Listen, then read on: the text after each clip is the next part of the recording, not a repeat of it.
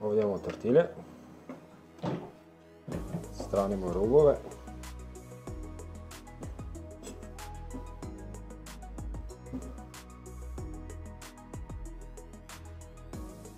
I narežemo ih na trokut.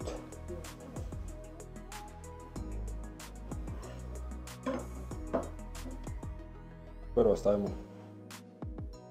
salamu, zatim sira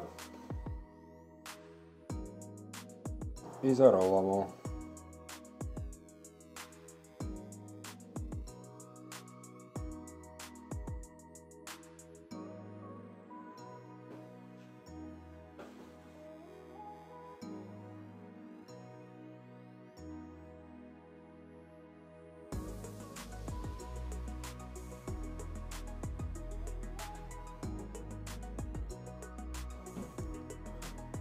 Klipiće prebacimo na papir za pečenje.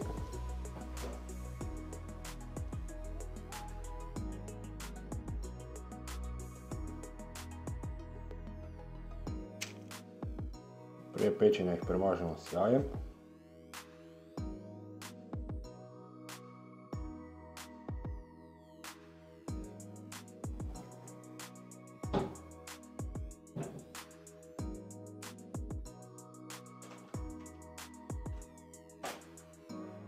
I dodamo sezam.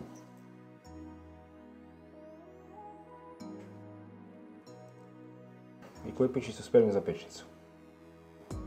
Nakon 10 minuta na 110 stupnjeva klipići su nam gotovi.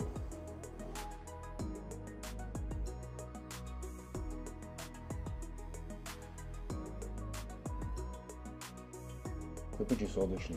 Probajte i pišite da obnove. Idemo u sljedećem videu.